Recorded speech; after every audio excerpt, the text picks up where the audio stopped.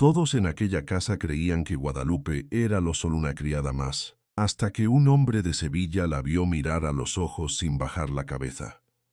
En Córdoba, en el año 1845, el verano caía sobre la tierra con una crueldad casi física. El aire ardía desde temprano y hasta las piedras del camino parecían guardar el calor de la noche como si no quisieran soltarlo. En la parte alta de la finca, la casona blanca se levantaba seria e imponente, rodeada por un huerto de naranjos que parecía no terminar nunca. Las ramas, cargadas de fruto, se doblaban bajo el peso de las naranjas maduras, y cuando el viento se movía entre ellas, dejaba escapar un perfume dulce, limpio, casi engañoso. Era uno de esos lugares que, vistos desde lejos, daban paz. Pero la paz allí no era más que una máscara. Entre los árboles trabajaba Guadalupe. Tenía 22 años y las manos gastadas como las de una mujer mucho mayor. Llevaba un vestido de algodón ya desteñido por el sol y por los lavados repetidos, un delantal atado a la cintura y el cabello oscuro recogido con prisa, sin cuidado. Caminaba descalza sobre la tierra caliente, inclinándose una y otra vez para levantar las naranjas que caían al cesto de mimbre. Lo hacía con una concentración silenciosa, sin quejarse, sin detenerse, como si llevara toda la vida aprendiendo a ocupar el menor espacio posible. Y sin embargo, algo en ella no encajaba. No era solo la forma en que se movía, con una especie de natural elegancia que ni el trabajo más duro conseguía borrar. Tampoco eran sus ojos, que no tenían la mirada apagada de quien se ha rendido. Era otra cosa, más difícil de explicar. Incluso con la ropa humilde, incluso con las manos agrietadas y la piel marcada por el sol, Guadalupe conservaba una dignidad que no parecía aprendida. La llevaba dentro, como si hubiera nacido con ella y nadie, por más que intentara, hubiera logrado arrancársela. Desde el balcón de la casona, doña Remedios la observaba con el ceño endurecido. La viuda vestía siempre de negro, como si el luto se hubiera convertido en parte de su piel. Era una mujer seca, rígida, de gesto afilado. Su autoridad en aquella casa no se discutía, se imponía. A su lado estaba Ignacio, su hijo mayor, un hombre de maneras arrogantes y alma pequeña, que fumaba con desinterés mientras miraba el huerto como si todo aquel terreno le perteneciera por derecho sagrado. No tardó en soltar la frase con desprecio. Esa bastarda no sirve ni para recoger fruta como es debido. Ni siquiera bajó la voz. Quería que se oyera. Guadalupe siguió trabajando como si no hubiera escuchado nada, pero sus dedos se tensaron alrededor del fruto que sostenía. La vergüenza ya no la sorprendía, la vergüenza era parte de su rutina. En esa casa la humillaban a diario con una naturalidad tan brutal que parecía costumbre familiar. Ignacio soltó una breve risa, seco, sin alegría. Debería estar en la cocina, no aquí, estorbando entre los árboles. Si por mí fuera, ni siquiera la dejaría comer con los criados. Doña Remedios no apartó la vista del huerto. Déjala donde está, respondió. Para eso sirve una hija sin nombre, para trabajar y callar. Las palabras flotaron en el aire caliente y cayeron sobre el pecho de Guadalupe con el peso de siempre. Hija sin nombre. Bastarda, inútil, carga, caridad. En aquella casa nunca la llamaban por lo que era, sino por lo que querían reducirla a ser. Y, sin embargo, cuando uno la miraba con atención, la historia se volvía más extraña. Porque Guadalupe no parecía una sirvienta cualquiera. No caminaba encorvada como las mujeres que llevan años quebradas. No bajaba la cabeza con servilismo, sino con una prudencia aprendida a fuerza de castigos. Y cuando levantaba la mirada, aunque fuera solo por un segundo, había en sus ojos algo que incomodaba a quienes la despreciaban. No era desafío abierto, era peor. Era una quietud firme, una especie de resistencia silenciosa que no podía comprarse ni romperse fácilmente. Ella escuchaba cada insulto. Escuchaba cómo doña Remedios hablaba de ella como si fuera una desgracia recogida por lástima. Escuchaba a Ignacio repetir, delante de cualquiera, que no tenía sangre de la familia, que su presencia era un favor, una carga tolerada por pura misericordia. Y, a pesar de todo, Guadalupe seguía allí. Seguía en la parte trasera de la casona, en el cuartito estrecho junto a los establos, con una cama sencilla, una mesa vieja y una ventana pequeña por donde apenas entraba la luz. Vivía separada del resto, como si incluso respirar cerca de la familia pudiera ser un atrevimiento. Pero había algo más. Algo que no encajaba en absoluto con la historia que le habían repetido toda la vida. Porque cuando Guadalupe pasaba por el corredor principal, no miraba los suelos con miedo, como haría una criada común. Miraba a su alrededor con una extraña familiaridad, aunque nadie le reconociera ese derecho. A veces se detenía un instante frente a una puerta cerrada, como si supiera lo que había detrás. Otras veces se quedaba inmóvil al pie de la escalera, mirando los retratos viejos que colgaban de las paredes, con una expresión que no era nostalgia ni curiosidad. Era otra cosa, como si algo enterrado dentro de ella intentara recordar. Nadie en la casa parecía notar eso, o, peor aún, lo notaban y preferían fingir que no. Aquella mañana, mientras el calor empezaba a subir desde la tierra y hacía vibrar el aire sobre los naranjos, Juan Alejandro Mendoza llegó a la finca. Venía desde Sevilla y traía consigo ese aire contenido de los hombres que han aprendido a observar antes de hablar. Alto, de hombros firmes, rostro serio y ojos oscuros, parecía de esos hombres que no desperdician una palabra. Su ropa era impecable, aunque sobria, y el viaje no le había borrado la expresión reservada de quien ha conocido el dolor y ya no se deja arrastrar por él con facilidad. Era viudo desde hacía 3 años. La muerte de su esposa había dejado en él una quietud extraña, como si una parte esencial de su vida se hubiera apagado y lo demás siguiera funcionando por pura disciplina. Trabajaba mucho, hablaba poco, y cuando aceptó la invitación de doña Remedios para visitar Córdoba, no lo hizo por entusiasmo sino por negocios. Ella le había hablado de exportación de naranjas, de posibles acuerdos, de una alianza conveniente para ambas partes. También le había insinuado, con delicadeza calculada, la posibilidad de un futuro vínculo con su hija Camila. Juan no había prometido nada, solo había aceptado conocer la propiedad. Cuando cruzó el portón principal y vio el huerto extendido bajo el sol, algo en su interior se detuvo. La escena tenía una belleza serena, sí, pero también una dureza que no podía ignorar. Las sombras de los árboles dibujaban manchas sobre la tierra seca y el perfume de los frutos llenaba el aire con una dulzura casi excesiva. Entonces la vio. Guadalupe estaba al fondo del huerto, inclinada sobre un cesto, con los brazos tensos por el peso de las naranjas. Juan no la vio de frente al principio. Vio su figura recortada entre las ramas, la forma cuidadosa en que recogía los frutos, la concentración silenciosa con que trabajaba. Y hubo algo en esa imagen que lo obligó a detener el caballo unos segundos. No parecía una sirvienta. Parecía alguien fuera de lugar. Como si la hubieran vestido con pobreza por obligación, pero no hubieran conseguido tocar lo esencial. Doña Remedios salió a recibirlo en la entrada de la casona con una sonrisa impecable, de esas que no llegan a los ojos. A su lado estaba Ignacio, seguro de sí mismo de una manera tan exagerada que rozaba lo ridículo.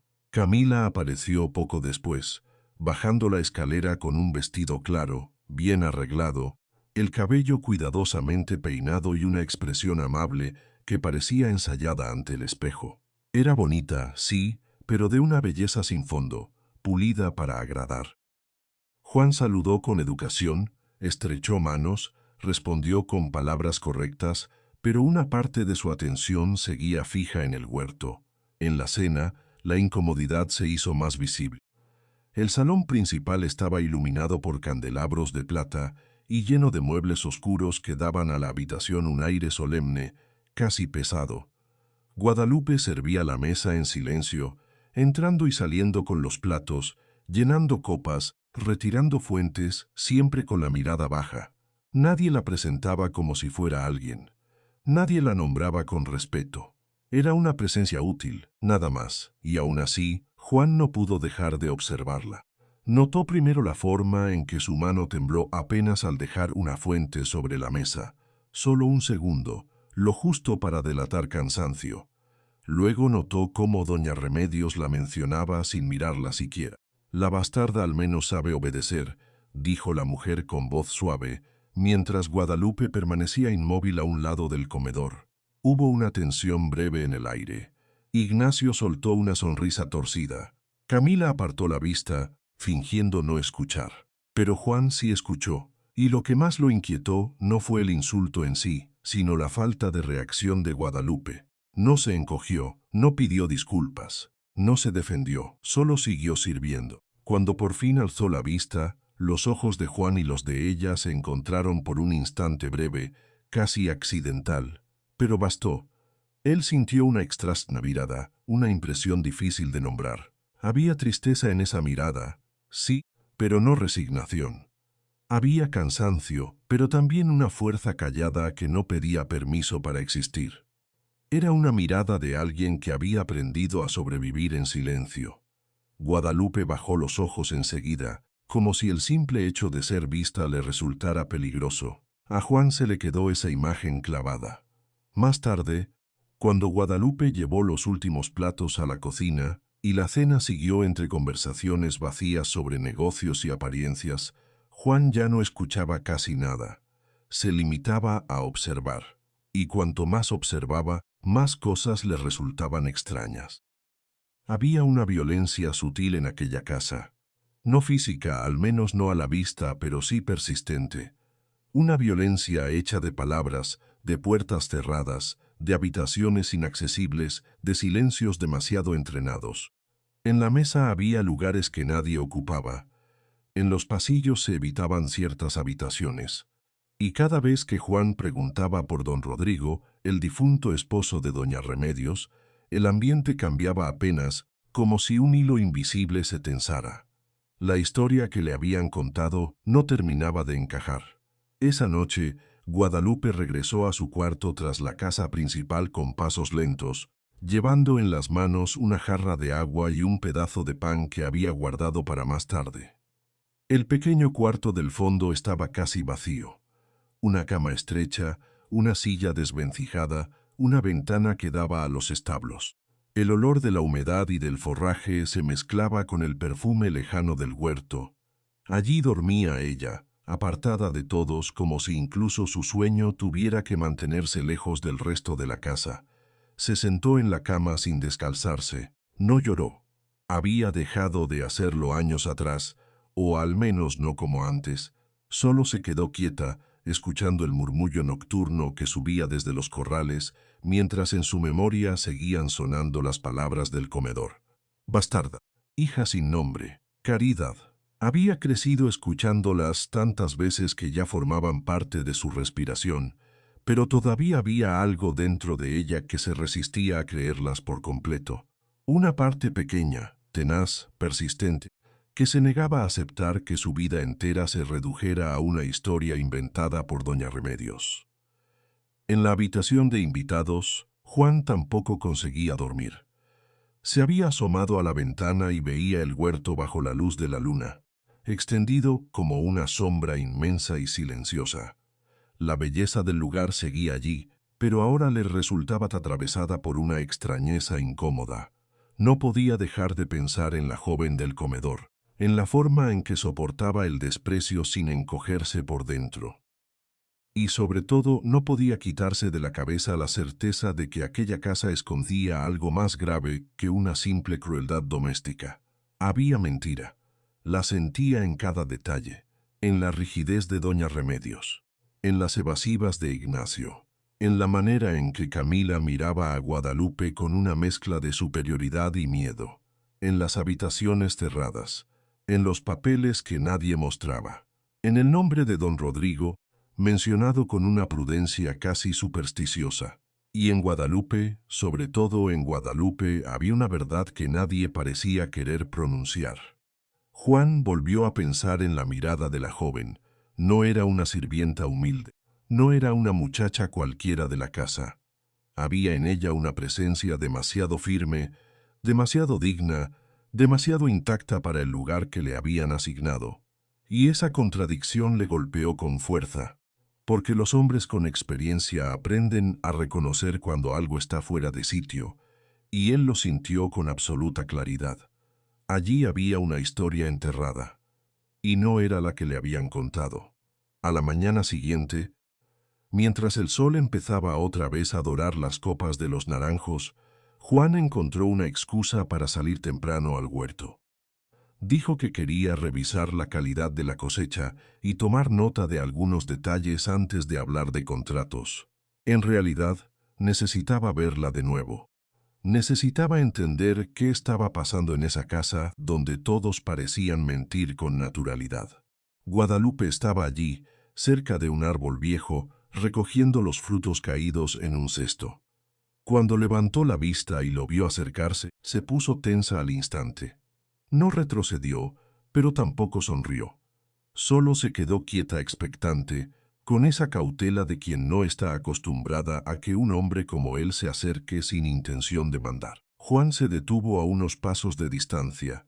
No quiso invadir su espacio. Ni siquiera quiso saludarla con demasiada familiaridad. «Buenos días», dijo con voz tranquila. Guadalupe inclinó apenas la cabeza. «Buenos días, señor». Aquella forma de responder, tan automática, tan medida, le dolió más de lo que esperaba. No sonaba a cortesía natural, sino a defensa, como si hubiera aprendido a responder sin decir nada, por miedo a que cualquier palabra de más le costara caro.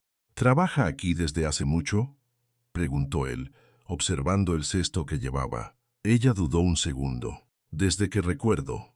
La respuesta era simple, pero cargada de algo más. Juan lo notó enseguida. Había en su tono una resignación antigua, casi peligrosa. «¿Y siempre ha vivido en la parte de atrás de la casa?», preguntó, con cuidado. Guadalupe tardó un poco más en contestar. «Sí, señor, nada más». Juan la estudió en silencio. El sol caía sobre su rostro y hacía brillar, por un instante, el cansancio en sus facciones. Había algo delicado en ella que ninguna humillación conseguía borrar del todo. Incluso así, con las manos agrietadas y la ropa pobre, mantenía una postura recta, como si el cuerpo recordara por sí mismo una educación anterior, algo que no cuadraba con la versión que todos repetían. «Doña Remedios habla de usted como si fuera una servidora más», dijo él al fin, midiendo cada palabra, «pero no parece tratarla como tal». El cuerpo de Guadalupe se tensó. «No debería escuchar lo que se dice», murmuró. Era una respuesta aprendida, de esas que nacen del miedo. Juan no insistió de inmediato. En cambio miró alrededor. El huerto estaba en silencio, salvo por el roce de las hojas y el canto distante de un ave. Entonces fijó la vista otra vez en ella. «¿Conoció a don Rodrigo?», preguntó. A Guadalupe se le escapó un leve cambio en el rostro. No fue grande, pero Juan lo vio. Un dolor súbito, una sombra profunda. «Sí», respondió ella, más bajo, «cuando era niña». «¿Cómo era con usted?». La joven apretó el asa del cesto. Por primera vez sus ojos se elevaron hasta los de él. «Bueno», dijo casi en un susurro, «a veces me traía dulces cuando volví». Todos en aquella casa creían que Guadalupe era solo una criada más, hasta que un hombre de Sevilla la vio mirar a los ojos sin bajar la cabeza. En Córdoba, en el año 1845, el verano caía sobre la tierra con una crueldad casi física. El aire ardía desde temprano y hasta las piedras del camino parecían guardar el calor de la noche como si no quisieran soltarlo. En la parte alta de la finca, la casona blanca se levantaba seria e imponente, rodeada por un huerto de naranjos que parecía no terminar nunca. Las ramas, cargadas de fruto, se doblaban bajo el peso de las naranjas maduras, y cuando el viento se movía entre ellas, dejaba escapar un perfume dulce, limpio, casi engañoso. Era uno de esos lugares que, vistos desde lejos, daban paz. Pero la paz allí no era más que una máscara. Entre los árboles trabajaba Guadalupe. Tenía 22 años y las manos gastadas como las de una mujer mucho mayor. Llevaba un vestido de algodón ya desteñido por el sol y por los lavados repetidos, un delantal atado a la cintura y el cabello oscuro recogido con prisa, sin cuidado. Caminaba descalza sobre la tierra caliente, inclinándose una y otra vez para levantar las naranjas que caían al cesto de mimbre. Lo hacía con una concentración silenciosa, sin quejarse, sin detenerse, como si llevara toda la vida aprendiendo a ocupar el menor espacio posible. Y sin embargo, algo en ella no encajaba. No era solo la forma en que se movía, con una especie de natural elegancia que ni el trabajo más duro conseguía borrar. Tampoco eran sus ojos, que no tenían la mirada apagada de quien se ha rendido. Era otra cosa, más difícil de explicar. Incluso con la ropa humilde, incluso con las manos agrietadas y la piel marcada por el sol, Guadalupe conservaba una dignidad que no parecía aprendida. La llevaba dentro, como si hubiera nacido con ella y nadie, por más que intentara, hubiera logrado arrancársela. Desde el balcón de la casona, doña Remedios la observaba con el ceño endurecido. La viuda vestía siempre de negro, como si el luto se hubiera convertido en parte de su piel. Era una mujer seca, rígida, de gesto afilado. Su autoridad en aquella casa no se discutía, se imponía. A su lado estaba Ignacio, su hijo mayor, un hombre de maneras arrogantes y alma pequeña, que fumaba con desinterés mientras miraba el huerto como si todo aquel terreno le perteneciera por derecho sagrado. No tardó en soltar la frase con desprecio. Esa bastarda no sirve ni para recoger fruta como es debido. Ni siquiera bajó la voz. Quería que se oyera. Guadalupe siguió trabajando como si no hubiera escuchado nada, pero sus dedos se tensaron alrededor del fruto que sostenía. La vergüenza ya no la sorprendía, la vergüenza era parte de su rutina. En esa casa la humillaban a diario con una naturalidad tan brutal que parecía costumbre familiar. Ignacio soltó una breve risa, seco, sin alegría. Debería estar en la cocina, no aquí, estorbando entre los árboles. Si por mí fuera, ni siquiera la dejaría comer con los criados. Doña Remedios no apartó la vista del huerto. «Déjala donde está», respondió. «Para eso sirve una hija sin nombre, para trabajar y callar». Las palabras flotaron en el aire caliente y cayeron sobre el pecho de Guadalupe con el peso de siempre. Hija sin nombre. Bastarda. Inútil. Carga. Caridad. En aquella casa nunca la llamaban por lo que era, sino por lo que querían reducirla a ser. Y, sin embargo, cuando uno la miraba con atención, la historia se volvía más extraña. Porque Guadalupe no parecía una sirvienta cualquiera. No caminaba encorvada como las mujeres que llevan años quebradas. No bajaba la cabeza con servilismo, sino con una prudencia aprendida a fuerza de castigos. Y cuando levantaba la mirada, aunque fuera solo por un segundo, había en sus ojos algo que incomodaba a quienes la despreciaban. No era desafío abierto, era peor. Era una quietud firme, una especie de resistencia silenciosa que no podía comprarse ni romperse fácilmente. Ella escuchaba cada insulto.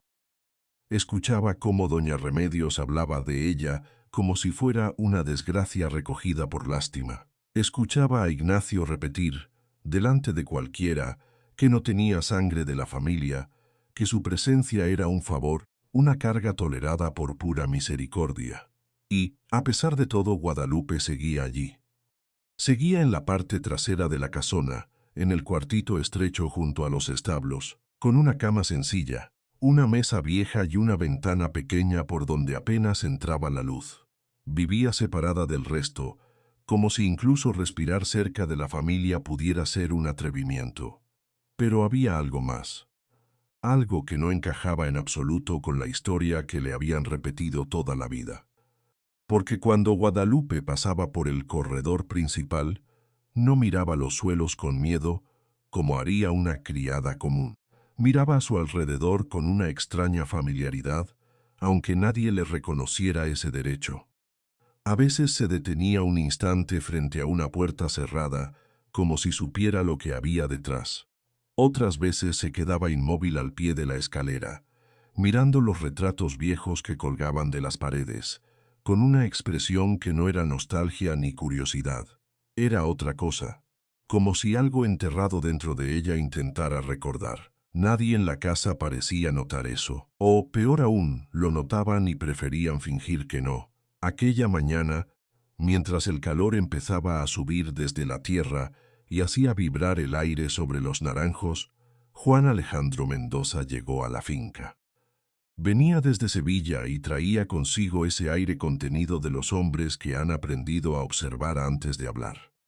Alto, de hombros firmes, rostro serio y ojos oscuros, parecía de esos hombres que no desperdician una palabra. Su ropa era impecable, aunque sobria, y el viaje no le había borrado la expresión reservada de quien ha conocido el dolor y ya no se deja arrastrar por él con facilidad.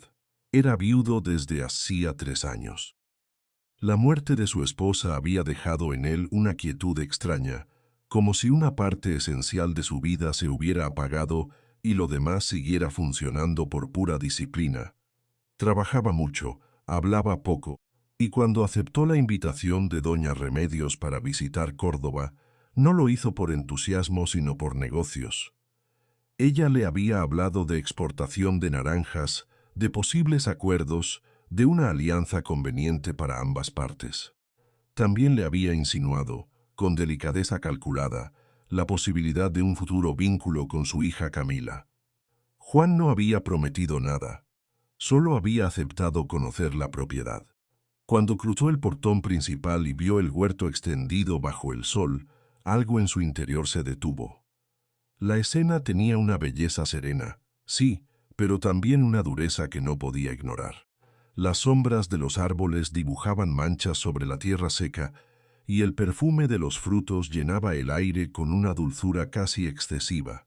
Entonces la vio. Guadalupe estaba al fondo del huerto, inclinada sobre un cesto, con los brazos tensos por el peso de las naranjas. Juan no la vio de frente al principio. Vio su figura recortada entre las ramas, la forma cuidadosa en que recogía los frutos, la concentración silenciosa con que trabajaba. Y hubo algo en esa imagen que lo obligó a detener el caballo unos segundos.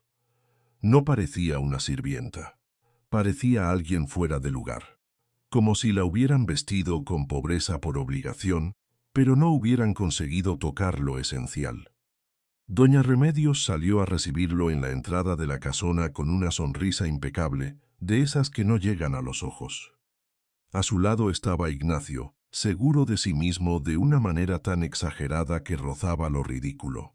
Camila apareció poco después, bajando la escalera con un vestido claro, bien arreglado, el cabello cuidadosamente peinado y una expresión amable que parecía ensayada ante el espejo. Era bonita, sí, pero de una belleza sin fondo, pulida para agradar. Juan saludó con educación, estrechó manos, respondió con palabras correctas, pero una parte de su atención seguía fija en el huerto. En la cena, la incomodidad se hizo más visible. El salón principal estaba iluminado por candelabros de plata y lleno de muebles oscuros que daban a la habitación un aire solemne, casi pesado. Guadalupe servía la mesa en silencio, entrando y saliendo con los platos, llenando copas, retirando fuentes, siempre con la mirada baja. Nadie la presentaba como si fuera alguien. Nadie la nombraba con respeto. Era una presencia útil, nada más, y aún así, Juan no pudo dejar de observarla. Notó primero la forma en que su mano tembló apenas al dejar una fuente sobre la mesa. Solo un segundo, lo justo para delatar cansancio. Luego notó cómo doña Remedios la mencionaba sin mirarla siquiera. «La bastarda al menos sabe obedecer», dijo la mujer con voz suave, mientras Guadalupe permanecía inmóvil a un lado del comedor. Hubo una tensión breve en el aire. Ignacio soltó una sonrisa torcida. Camila apartó la vista, fingiendo no escuchar. Pero Juan sí escuchó, y lo que más lo inquietó no fue el insulto en sí, sino la falta de reacción de Guadalupe. No se encogió, no pidió disculpas, no se defendió, solo siguió sirviendo. Cuando por fin alzó la vista, los ojos de Juan y los de ella se encontraron por un instante breve, casi accidental, pero bastó. Él sintió una extraña mirada, una impresión difícil de nombrar. Había tristeza en esa mirada, sí, pero no resignación. Había cansancio, pero también una fuerza callada que no pedía permiso para existir. Era una mirada de alguien que había aprendido a sobrevivir en silencio. Guadalupe bajó los ojos enseguida, como si el simple hecho de ser vista le resultara peligroso. A Juan se le quedó esa imagen clavada. Más tarde, cuando Guadalupe llevó los últimos platos a la cocina y la cena siguió entre conversaciones vacías sobre negocios y apariencias, Juan ya no escuchaba casi nada. Se limitaba a observar. Y cuanto más observaba, más cosas le resultaban extrañas. Había una violencia sutil en aquella casa. No física, al menos no a la vista, pero sí persistente. Una violencia hecha de palabras, de puertas cerradas, de habitaciones inaccesibles, de silencios demasiado entrenados. En la mesa había lugares que nadie ocupaba. En los pasillos se evitaban ciertas habitaciones. Y cada vez que Juan preguntaba por don Rodrigo, el difunto esposo de doña Remedios, el ambiente cambiaba apenas, como si un hilo invisible se tensara. La historia que le habían contado no terminaba de encajar.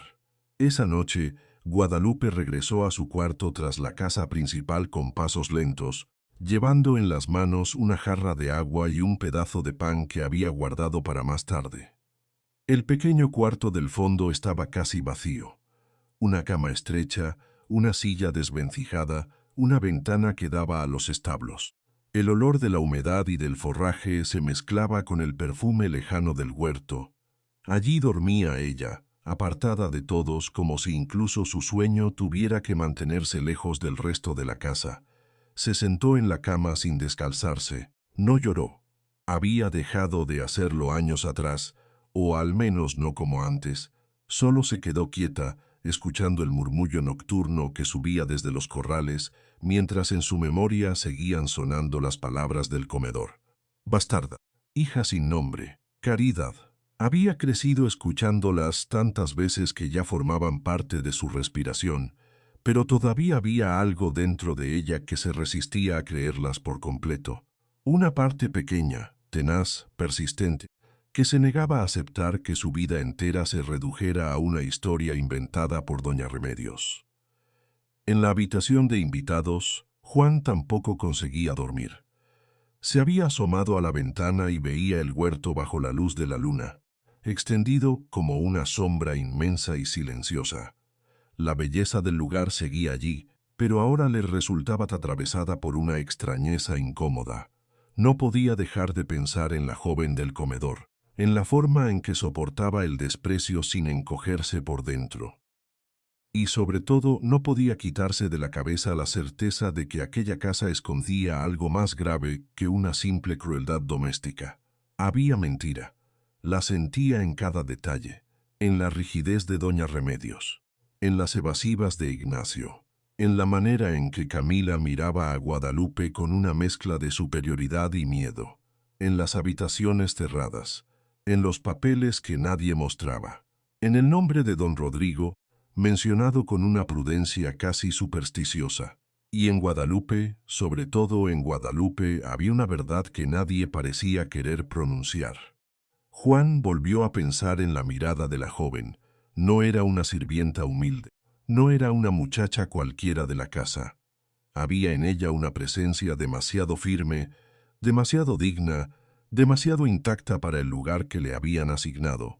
Y esa contradicción le golpeó con fuerza, porque los hombres con experiencia aprenden a reconocer cuando algo está fuera de sitio, y él lo sintió con absoluta claridad. Allí había una historia enterrada, y no era la que le habían contado. A la mañana siguiente, mientras el sol empezaba otra vez a dorar las copas de los naranjos, Juan encontró una excusa para salir temprano al huerto. Dijo que quería revisar la calidad de la cosecha y tomar nota de algunos detalles antes de hablar de contratos. En realidad, necesitaba verla de nuevo. Necesitaba entender qué estaba pasando en esa casa donde todos parecían mentir con naturalidad. Guadalupe estaba allí, cerca de un árbol viejo, recogiendo los frutos caídos en un cesto. Cuando levantó la vista y lo vio acercarse, se puso tensa al instante. No retrocedió, pero tampoco sonrió. Solo se quedó quieta expectante, con esa cautela de quien no está acostumbrada a que un hombre como él se acerque sin intención de mandar. Juan se detuvo a unos pasos de distancia. No quiso invadir su espacio. Ni siquiera quiso saludarla con demasiada familiaridad. «Buenos días», dijo con voz tranquila. Guadalupe inclinó apenas la cabeza. «Buenos días, señor». Aquella forma de responder, tan automática, tan medida, le dolió más de lo que esperaba. No sonaba a cortesía natural, sino a defensa, como si hubiera aprendido a responder sin decir nada, por miedo a que cualquier palabra de más le costara caro. «¿Trabaja aquí desde hace mucho?», preguntó él, observando el cesto que llevaba. Ella dudó un segundo. «Desde que recuerdo». La respuesta era simple, pero cargada de algo más. Juan lo notó enseguida. Había en su tono una resignación antigua, casi peligrosa. «¿Y siempre ha vivido en la parte de atrás de la casa?», preguntó, con cuidado. Guadalupe tardó un poco más en contestar. «Sí, señor, nada más». Juan la estudió en silencio. El sol caía sobre su rostro y hacía brillar, por un instante, el cansancio en sus facciones. Había algo delicado en ella que ninguna humillación conseguía borrar del todo. Incluso así, con las manos agrietadas y la ropa pobre, mantenía una postura recta, como si el cuerpo recordara por sí mismo una educación anterior, algo que no cuadraba con la versión que todos repetían. «Doña Remedios habla de usted como si fuera una servidora más», dijo él al fin, midiendo cada palabra, «pero no parece tratarla como tal». El cuerpo de Guadalupe se tensó. «No debería escuchar lo que se dice», murmuró. Era una respuesta aprendida, de esas que nacen del miedo. Juan no insistió de inmediato. En cambio miró alrededor. El huerto estaba en silencio, salvo por el roce de las hojas y el canto distante de un ave. Entonces fijó la vista otra vez en ella. «¿Conoció a don Rodrigo?», preguntó. A Guadalupe se le escapó un leve cambio en el rostro. No fue grande, pero Juan lo vio. Un dolor súbito, una sombra profunda. «Sí», respondió ella, más bajo, «cuando era niña». «¿Cómo era con usted?». La joven apretó el asa del cesto. Por primera vez sus ojos se elevaron hasta los de él. «Bueno», dijo casi en un susurro, «a veces me traía dulces cuando volvía de la ciudad. Me llamaba la niña de las naranjas». La frase quedó suspendida entre ambos. Juan no respondió enseguida. Algo en ese apodo le pareció demasiado íntimo para no significar nada, demasiado específico, demasiado cariñoso, y se preguntó por qué doña Remedios jamás hablaba de ese detalle, por qué nadie más en la casa parecía recordar ese nombre con afecto. «La niña de las naranjas», repitió él, lentamente. Guadalupe bajó la mirada como si se hubiera arrepentido de hablar. «Él murió hace muchos años», dijo después, como si quisiera cortar el tema antes de dejarse llevar por recuerdos que le dolían. «Desde entonces todo cambió». Juan sostuvo el silencio un momento más. «¿Qué cambió?». Ella tardó demasiado en contestar. Cuando habló, su voz salió rota, muy contenida. «Todo. Me dijeron que no valía nada, que estaba allí por lástima, que debía agradecer que me dieran techo y comida». Su garganta se tensó, «que nunca tendría nada mío». Juan sintió una punzada de rabia limpia y fría, no por lo que ella decía solamente, sino por la manera en que lo decía. No había dramatismo en sus palabras, solo costumbre. La costumbre de alguien a quien le han repetido una mentira tantas veces que casi aprende a pronunciarla como si fuera verdad. «Guadalupe», dijo él, y el tono de su voz cambió apenas, volviéndose más grave. «Escúcheme bien. Yo todavía no sé qué está ocurriendo aquí, pero sé reconocer una injusticia cuando la tengo delante». Ella alzó la vista, confusa, casi asustada.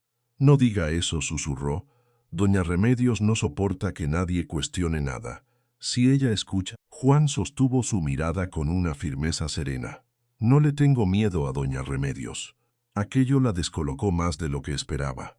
Nadie hablaba así en esa casa.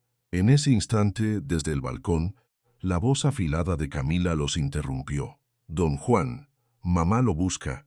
Guadalupe se apartó de inmediato, como si la hubieran sorprendido haciendo algo indebido. Bajó la cabeza otra vez y retrocedió con rapidez. «Con permiso, señor». Antes de que Juan pudiera decir algo más, ella ya se alejaba hacia el cobertizo, ligera y silenciosa, como una sombra obligada a desaparecer. Juan se quedó quieto unos segundos, siguiéndola con la mirada hasta que dejó de verla entre los árboles. Y entonces comprendió algo que aún no podía nombrar del todo. No solo había crueldad en esa casa, había miedo, un miedo viejo, enraizado, defensivo, y todo parecía girar alrededor de Guadalupe, de su presencia, de su origen, de lo que fuera que estaban ocultando desde la muerte de don Rodrigo. Juan volvió lentamente hacia la casona, pero ya no con la actitud de un visitante de negocios. Había llegado a Córdoba para hablar de naranjas y contratos, sí. Había sido invitado por una familia que sonreía demasiado y ocultaba demasiado. Pero ahora ya no veía esa finca como un simple destino comercial. La veía como un escenario roto, lleno de puertas cerradas y silencios sospechosos. Y en medio de todo estaba ella, una muchacha a la que todos llamaban bastarda. Una joven que hablaba poco, que parecía acostumbrada a no pedir nada y que aún así conservaba una dignidad que no encajaba con la versión de servidumbre que le habían impuesto. Mientras el sol seguía subiendo y el huerto brillaba con una belleza casi dolorosa, Juan supo que no se marcharía de allí tan pronto. Algo en aquella casa no estaba bien, y si de verdad Guadalupe era solo una hija sin nombre, como insistían Remedios e Ignacio, entonces ¿por qué parecía llevar en la sangre una nobleza que nadie podía explicarle? Juan pasó la mano por la baranda de piedra al entrar. No dijo nada, pero en su silencio ya había tomado una decisión.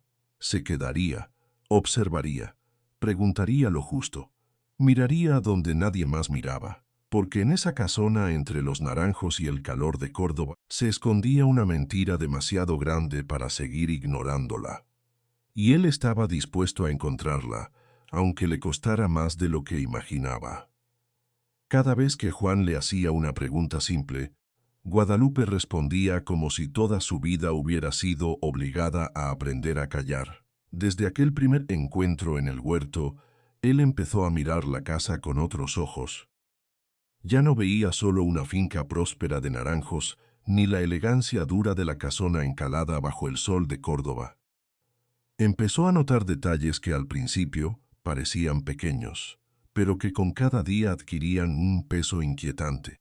Puertas que nadie abría, pasillos que se recorrían en silencio, cajones cerrados con llave, y sobre todo, la manera en que doña Remedios hablaba del pasado, como si cada palabra hubiera sido ensayada muchas veces para no dejar grietas. A Juan no le pasó desapercibido que en esa casa todos fingían estar cómodos con demasiadas cosas. Fingían no oír cuando Guadalupe era tratada con desprecio. Fingían no ver cuando la obligaban a comer aparte, en un rincón de servicio donde apenas llegaba la luz. Fingían que era natural que una joven nacida allí mismo durmiera en un cuarto pequeño, junto a los establos, mientras otras habitaciones del ala principal permanecían cerradas, limpias, vacías, como si nadie quisiera tocarlas. Y cuanto más tiempo pasaba en la finca, más claro le resultaba que el verdadero orden de aquella casa no lo marcaba la costumbre, sino el miedo. Juan había llegado con la intención de revisar negocios. Eso era lo que le repetía a Remedios cuando ella lo invitaba a hablar de exportaciones, precios, rutas y posibles acuerdos con Sevilla. Pero cada vez que intentaba concentrarse en cifras, algo lo devolvía a la misma inquietud. Guadalupe, no por lástima, al menos no solo por eso, era la forma en que ella se movía por la casa, siempre con cuidado, siempre pidiendo permiso antes de existir. Si alguien le hablaba, contestaba enseguida, pero con esa clase de respuestas que no abrían conversación, solo la cerraban. Sí, señor. Como usted diga, señora. No importa. Lo que ordenen. Frases cortas, prácticas, vacías de todo deseo propio. Juan empezó a reconocer en ellas el resultado de años de disciplina impuesta. No hablaba así una mujer criada en la confianza. Hablaba así alguien que había aprendido que decir demasiado podía costarle caro. Una tarde mientras cruzaba el corredor principal, Juan la vio detenerse frente a una puerta cerrada en el segundo piso. No era la primera vez que ocurría. Guadalupe iba pasando con un paño en las manos, como si simplemente estuviera cumpliendo una tarea más, y de pronto se quedó inmóvil ante aquella entrada. Sus dedos rozaron la madera apenas un instante, con una mezcla extraña de cuidado y temor. Luego, al darse cuenta de que él la observaba, retiró la mano de inmediato. «¿Qué hay ahí?», preguntó Juan con voz baja. Guadalupe se tensó. «Nada importante, señor». La respuesta fue tan rápida que terminó de despertar su sospecha. Él miró la puerta. La cerradura estaba vieja, pero no abandonada. Tenía el aspecto de algo usado hace mucho tiempo y luego dejado de lado a propósito. «Parece una habitación olvidada», murmuró. Ella bajó la vista. «Aquí hay muchas cosas olvidadas». No dijo más, y esa sola frase le dejó a Juan una sensación incómoda, como si hubiera rozado un borde peligroso sin querer. Esa misma noche, durante la cena, Juan observó con detenimiento la dinámica de la familia. Ignacio hablaba demasiado como siempre, queriendo llenar los silencios con su propia voz. Camila se reía donde debía reírse, sonreía cuando le convenía sonreír, y no dejaba de buscar la aprobación de Juan con miradas estudiadas. Doña Remedios, en cambio, controlaba todo sin levantar el tono. No necesitaba hacerlo. Bastaba con una pausa suya para que los demás se acomodaran alrededor de su voluntad. Pero cada vez que el nombre de don Rodrigo aparecía en la conversación, el ambiente cambiaba.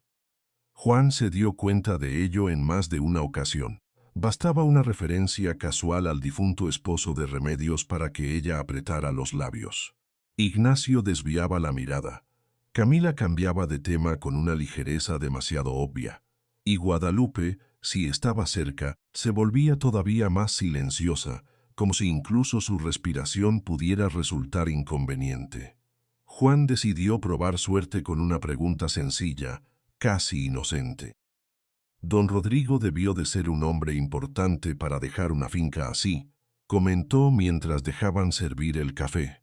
Doña Remedios sonrió apenas, pero la sonrisa no le llegó a los ojos. «Mi esposo era un hombre de orden», dijo. «Todo lo que ve aquí lo levantó con disciplina y sacrificio. Nada más. No mencionó cariño, no mencionó familia, no mencionó testamento, no mencionó nada que sonara a verdad completa». Juan notó el vacío de esa respuesta con la misma claridad con que un contador nota una cifra que no cuadra. «¿Y él solía estar mucho en la casa?», insistió sin parecer insistente. «Lo suficiente», respondió Ignacio antes que su madre, y el tono seco con que lo hizo fue casi una advertencia. Juan lo miró de reojo. Había algo en la incomodidad de Ignacio que no era solo el fastidio de hablar de un muerto. Era otra cosa, algo más cercano a la conveniencia de quien prefiere que ciertas preguntas no se formulen nunca. Del otro lado del salón, Guadalupe retiraba platos casi sin hacer ruido. Juan levantó la vista hacia ella justo cuando ella se inclinó para recoger una fuente. Llevaba los hombros rectos, pero el cansancio le había marcado el rostro. Una sombra leve bajo los ojos, los dedos enrojecidos por el trabajo, la respiración contenida de quien lleva todo el día esforzándose por no ocupar espacio. Él se dio cuenta de algo entonces. Guadalupe no servía como una criada más. Servía como alguien que se protegía a sí misma mediante la obediencia. Cuando se acercó a dejar una jarra de agua, Juan le habló antes de que pudiera retirarse. «¿Ha comido usted?». La pregunta la dejó descolocada. Guadalupe lo miró un segundo, sin entender por qué alguien en esa mesa le preguntaría algo así. «Sí, señor», respondió al instante. Juan bajó la vista hacia el plato apenas tocado que había visto antes en un extremo de la cocina. Había aprendido a fijarse en esas cosas. Un gesto, una cantidad de comida, una porción apartada.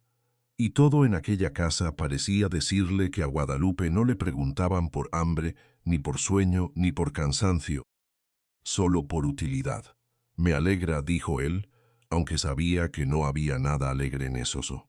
Ella inclinó la cabeza y se retiró. Pero antes de alejarse por completo, Juan notó algo nuevo en su expresión. Una vacilación breve, casi imperceptible, como si hubiese querido decir algo y luego se hubiera arrepentido en el último segundo. Esa misma noche, cuando la casa quedó en silencio, Juan no consiguió dormir. Salió al pasillo con pasos lentos, guiado más por el instinto que por una decisión concreta. La casa parecía distinta cuando todos callaban, más grande, más fría, más llena de rincones que escondían demasiado. Se detuvo frente a una puerta que había visto cerrada durante el día y la encontró asegurada con llave. No era un cuarto cualquiera. La pintura del marco estaba gastada por las manos de quien la había abierto muchas veces en el pasado y no había vuelto a hacerlo en años. Se quedó unos segundos observando la cerradura. Luego escuchó pasos al fondo del corredor y se apartó antes de ser visto. Era Remedios. Llevaba un candelabro en la mano y avanzaba con una rigidez que delataba que no había dormido bien. Juan fingió haber salido solo a tomar aire. Ella no pareció creerle del todo, pero tampoco preguntó. «Estas noches son insoportables», dijo ella, sin más, como si hablara para sí misma. «Uno termina oyendo ruidos donde no los hay». Juan la acompañó con una sonrisa cortés. Las casas antiguas guardan memoria. Remedios lo miró un instante, midiendo sus palabras. Y también guardan cosas que conviene dejar en paz. Aquella frase, dicha así, sin adornos, fue más reveladora que cualquier confesión. Juan sostuvo su mirada. ¿Se refiere a don Rodrigo? Por primera vez vio un gesto distinto en el rostro de doña Remedios. No fue miedo abierto. Fue algo más frío, una vigilancia inmediata, como si la pregunta hubiera tocado un lugar exacto que ella prefería mantener enterrado. «Mi marido murió hace 15 años», respondió con voz firme. «No veo por qué habría que seguir hablando de él». Y siguió caminando, dejando tras de sí un perfume intenso y seco que no lograba ocultar la tensión de su espalda. Juan esperó a que se alejara y volvió a mirar la puerta cerrada. Entonces entendió que no iba a descubrir nada preguntando al azar. Tendría que observar más. Los días siguientes empezaron a mostrarle una verdad desordenada, visible solo para quien prestara atención. Descubrió, por ejemplo, que en la casa se hablaba de documentos, pero nunca se los mostraba completos. Ignacio llevaba papeles de un lado a otro, con una seguridad que parecía más fingida que real. Camila se entrometía en conversaciones sobre finanzas sin entender realmente de qué se trataba. Y cada vez que Juan pedía revisar registros antiguos de la finca, Remedios contestaba con una evasiva elegante, siempre la misma, siempre revestida de cortesía. «No hay necesidad de revisar lo que está en orden, don Juan», pero Juan ya sabía que cuando alguien repite demasiado que todo está en orden, suele ser porque algo no lo está. Una mañana vio a un hombre del pueblo dejar en la entrada una carpeta sellada. La recibió Ignacio, no su madre. Juan preguntó de qué se trataba y recibió una respuesta seca: asuntos de administración. Nada más. Sin embargo, media hora después, la carpeta había desaparecido de la vista de todos. Juan la buscó con disimulo y acabó encontrándola en un escritorio del despacho principal, dentro de un cajón apenas cerrado. No abrió el paquete, no todavía, pero vio el membrete, vio el nombre de un notario de Córdoba, y eso bastó para aumentar su inquietud. No era propio de una familia tan orgullosa dejar documentos oficiales fuera de su control, menos aún si todo estaba tan limpio y resuelto como pretendían hacer creer.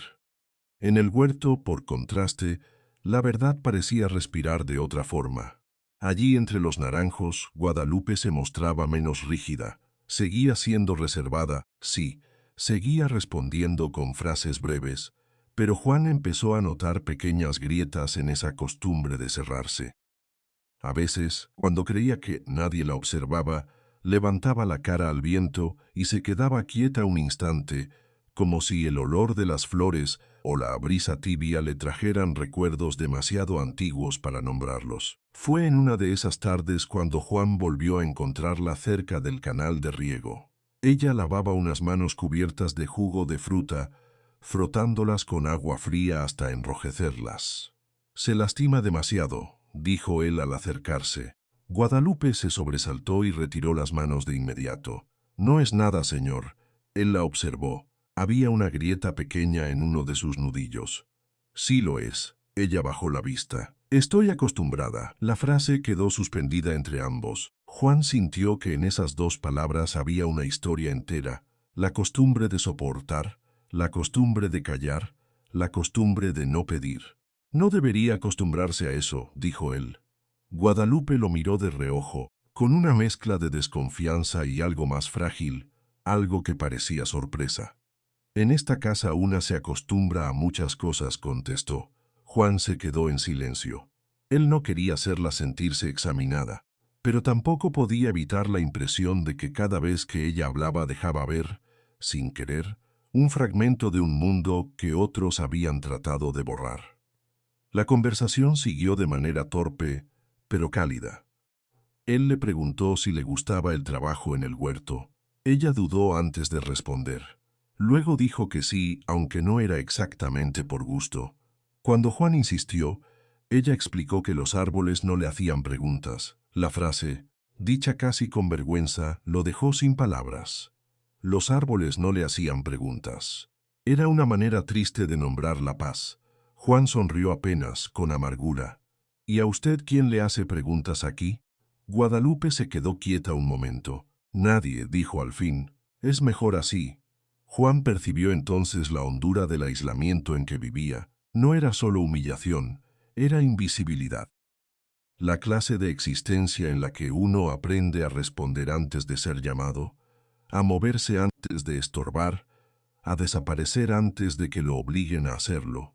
Y fue también en ese huerto cuando ella mencionó por primera vez, casi sin darse cuenta, a don Rodrigo. No lo hizo con rencor, tampoco con entusiasmo. Fue una memoria que se le escapó como un suspiro. «A veces él venía aquí conmigo», dijo, mirando las ramas cargadas de fruta. «Cuando yo era pequeña, me levantaba para alcanzar las naranjas más altas. Decía que tenía buena mano para escogerlas». Juan la escuchó con atención. ¿Le tenía afecto? Guadalupe tardó en contestar. Su rostro cambió apenas, como si hubiese tocado una parte delicada de sí misma. «Sí», respondió al fin. «Él era bueno conmigo. Me llamaba la niña de las naranjas». La expresión salió de su boca con una suavidad inesperada. Juan no dijo nada al principio. Algo en aquel nombre le pareció demasiado íntimo, demasiado vivo para ser una simple anécdota. No era la forma en que se habla de una protegida cualquiera. Era la forma en que un hombre recuerda a alguien a quien quiso de verdad. «La niña de las naranjas», repitió él. Guadalupe asintió con una tristeza antigua en los ojos. Antes de que él muriera, todo era distinto. ¿En qué sentido? Ella apretó los dedos sobre el borde del cubo de agua.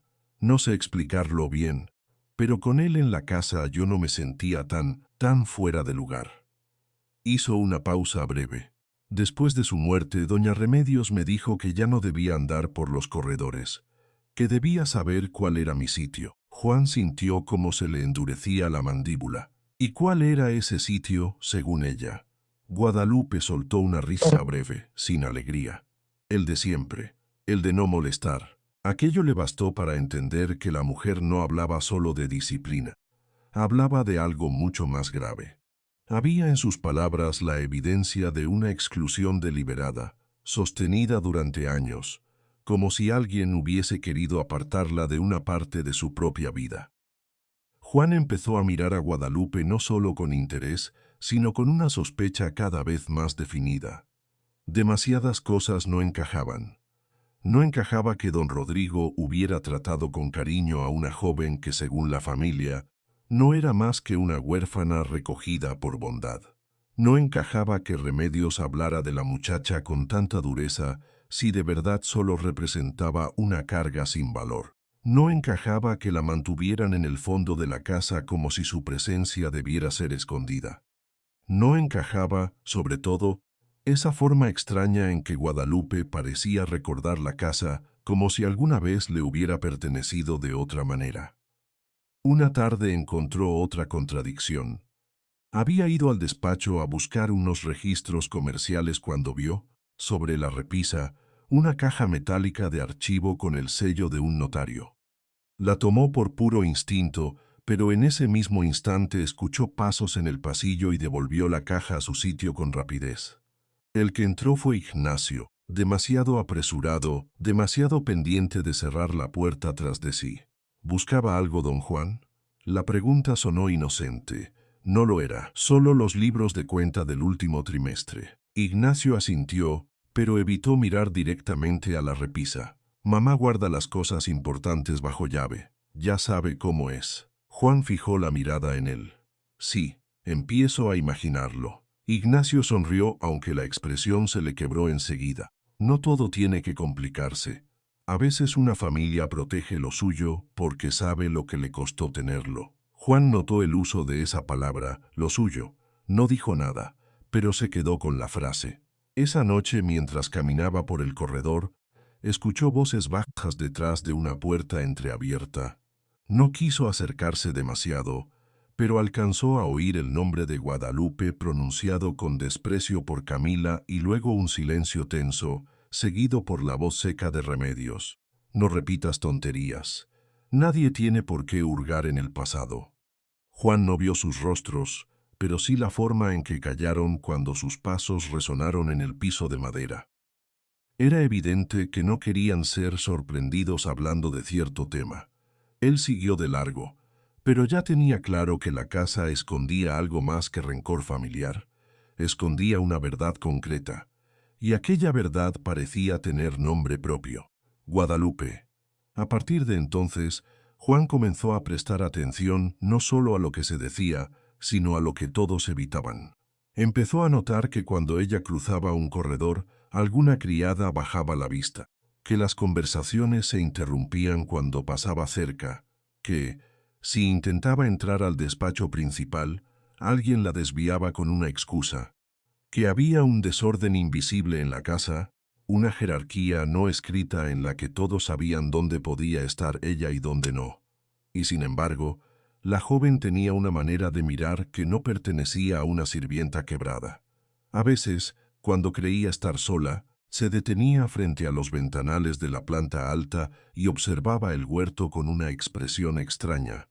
No era deseo de huir, era algo más complejo, como si reconociera en aquella tierra una parte de sí misma que todavía no sabía nombrar. Juan la vio así una mañana, en la galería del fondo, con el sol dibujándole luz sobre el perfil. «Parece que conoce este lugar mejor que nadie», dijo él. Guadalupe se volvió sobresaltada y bajó la vista enseguida. «Solo llevo aquí toda la vida». Pero Juan ya no escuchaba esas respuestas como antes. Ya no las tomaba por simple timidez. Empezaba a notar el miedo detrás, el miedo a equivocarse, el miedo a decir de más, el miedo a que una palabra mal puesta despertara castigos antiguos. Y aún así, en medio de todo eso, también percibía algo más, una intimidad involuntaria que iba naciendo entre ellos. No era un acercamiento claro, ni mucho menos. Era una suma de gestos pequeños. Juan le ofrecía abrirle una puerta antes de que ella cargara con algo pesado. Le devolvía las herramientas que se le caían al suelo sin dejar que se inclinara demasiado. Le preguntaba si había descansado, si había comido, si necesitaba agua. Nada de eso era extraordinario en sí mismo, pero en Guadalupe producía un efecto visible. La dejaba confundida, a veces incluso sonrojada, como si nadie la hubiese tratado con ese respeto tan simple y tan extraño. Y Juan descubría, con una mezcla de ternura y dolor, que ella no sabía qué hacer con la amabilidad. En una ocasión, al pasar cerca de la cocina, la vio detenerse frente a una bandeja con fruta. No tomó nada. Solo miró la mesa como quien observa algo que no cree merecer. «Si tiene hambre, puede comer», dijo él. Guadalupe negó enseguida con la cabeza. «No hace falta. No le estoy preguntando si hace falta». Ella levantó la vista por primera vez. Había una vulnerabilidad casi infantil en su rostro cuando no sabía cómo responder. «Estoy bien, señor». Juan tuvo que hacer un esfuerzo para no mostrar la tristeza que le causó esa frase.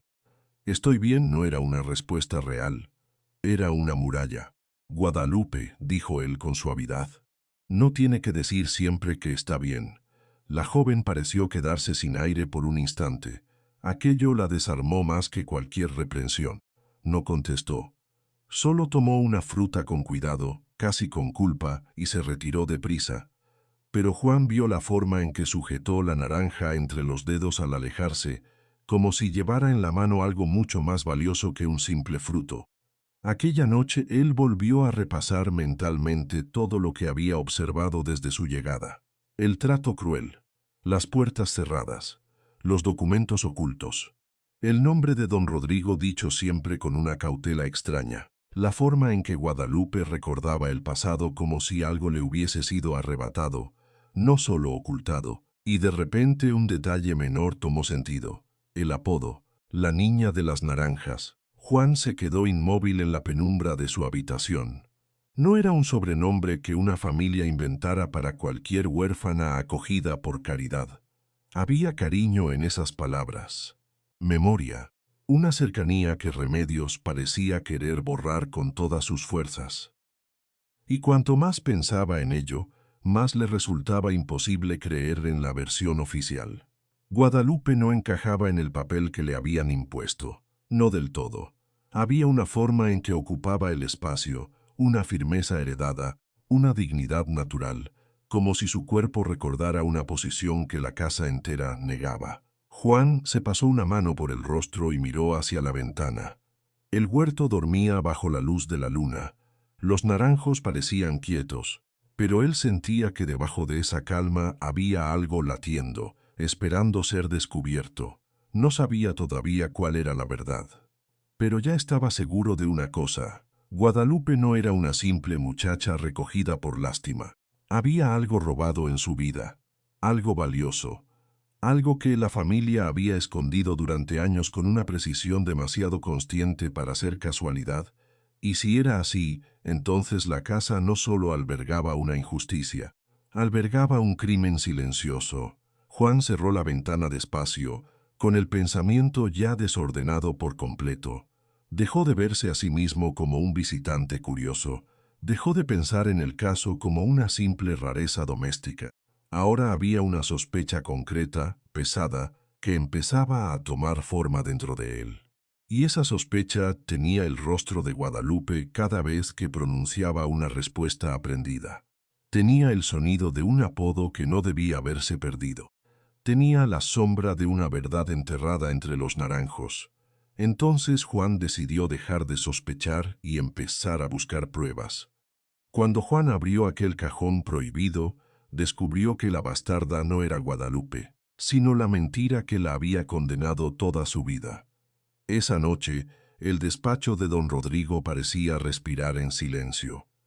Juan permaneció inmóvil frente al escritorio, con la carta abierta entre las manos y la vela temblando a su lado. La luz anaranjada rozaba el papel envejecido, el sello roto, la tinta desvaída por los años. Durante unos segundos no pudo hacer otra cosa que leer y releer la misma línea, como si su mente se negara a aceptar lo que sus ojos ya habían entendido. Guadalupe María de la Luz no era una recogida por caridad, no era una hija vergonzosa, no era una bastarda, era hija de Soledad, hija de Rafael, sobrina de don Rodrigo, y sobre todo la heredera legítima de aquella casa, de aquel huerto y de todas las tierras que Remedios había llamado suyas durante más de 15 años. Juan apoyó ambas manos sobre el borde del escritorio y cerró los ojos un instante. Sintió rabia, sí, pero también una clase de pena más dura todavía. Porque la crueldad de Remedios ya no parecía solo crueldad. Ahora tenía nombre exacto. Había sido una apropiación, una mentira sostenida con paciencia, una vida entera construida para aplastar a una joven que jamás debió vivir arrodillada. Volvió a mirar la carta. Había más. Don Rodrigo no solo confesaba el origen de Guadalupe, también dejaba claro que había intentado protegerla, que había sido Soledad, su hermana, quien había muerto tras el parto, que Rafael, su esposo, había dejado la propiedad a nombre de la familia, y que él mismo, Por miedo a las reacciones de Remedios y por la fragilidad de su salud, había guardado el documento en secreto, con la intención de hacerlo valer cuando Guadalupe alcanzara la edad correcta. Juan tragó saliva. 25 años. A Guadalupe le faltaba muy poco para cumplirlos. Ahí estaba todo el motivo de aquel silencio.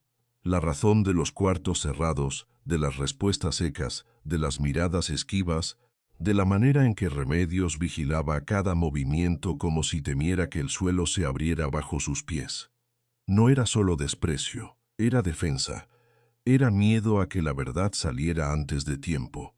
Juan dobló la carta con cuidado. La guardó dentro de su abrigo y se quedó un momento en la oscuridad, escuchando el leve crujido de la casa vieja. Afuera, el viento movía las ramas del huerto y hacía que las sombras de los naranjos se deslizasen por el ventanal como dedos largos y lentos. Tenía que comprobarlo todo. Una sola carta podía cambiarlo todo, pero no bastaba para destruir a una mujer como Remedios. Necesitaba nombres, registros, testigos. Necesitaba sostener la verdad con hierro y papel para que nadie pudiera romperla después. Salió del despacho sin hacer ruido. Al día siguiente viajó a Córdoba con el pretexto de revisar los primeros documentos comerciales del acuerdo. Nadie pareció sospechar de él. Remedios, de hecho, lo despidió con esa amabilidad fría que reservaba a las visitas importantes. Ignacio apenas levantó la cabeza.